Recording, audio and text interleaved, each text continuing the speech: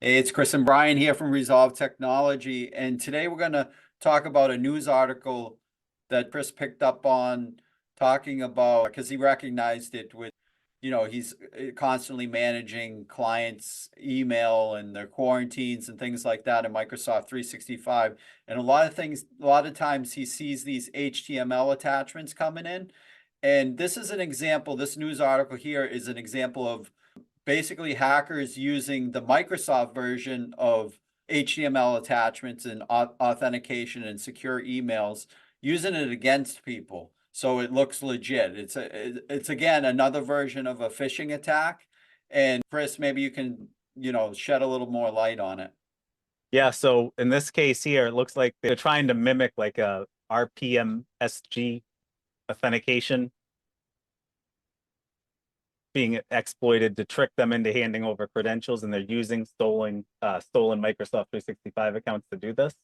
And you can think of it, the RPMSG file extension. It's just a way to deliver emails with like rights managed email object protocol enabled.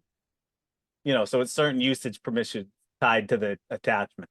But you can see in the screenshot here, they're mimicking like something a bank would use, some legacy system where they'd send over some secure link that contains like an HTML attachment. And you can see in their preview here, it's like a fake SharePoint landing page. And it goes, someone sent you a secure file. We see this with law firms and then banks. So anyone in the accounting department or AP, stuff like that, they might get some sort of email like this. Generally, you'd want to block HTML attachments, but it could get you into trouble if you're dealing with a bank using some third party, legacy system to send secure email. But if we hop into a Microsoft tenant, that one, into the Exchange Admin Center, and then here's an example of a block HTML attachment rule. So you can see it, we named it block HTML attachments in Forest. And if the attachment with a file extension that matches HTML or HTML, there's other ways you can do this too. So like if you go into the Microsoft security portal, let me bring up another tenant to use as an example. So if you go into the security center here, and I believe it's under policies, what is it, safe attachments, Brian, or something like that? There's an Yeah. option where you can choose HTML and they have a list of them. That also blocks. You can do either or.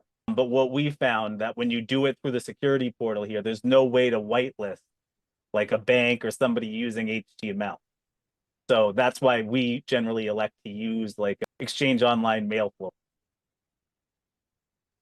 So while he's pulling that up, so the rules are very powerful on the Microsoft Exchange, Microsoft 365 tenant. So you can pretty much configure just about anything in these rules to block different attachment types, to block, like the .html Chris is talking about, zip files, all that sort of thing.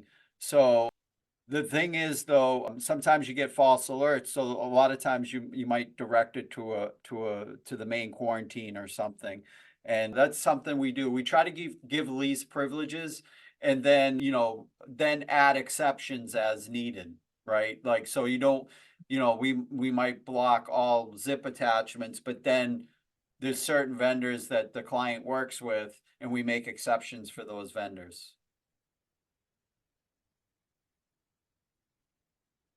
It might be anti-malware, actually. I might have been wrong in the safe attachments. Yeah, it's anti-malware. So if you come into the default policy of Microsoft 365, you'll see right here the common attachments filter. And if HTML and HTM are in here, it's just going to be blocked until you uncheck it. There might be another way to do it too, but that's the only two ways I've really done.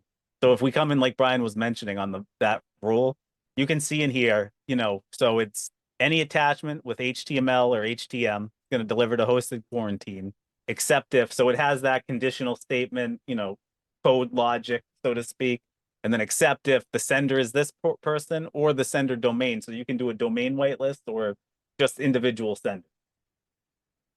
Yeah, cool. So yeah, that's it in a nutshell. Watch out for those HTML attachments, and they're always evolving and always changing. Hey, thanks a lot for showing us that, Chris. Yep, have a good one. You too.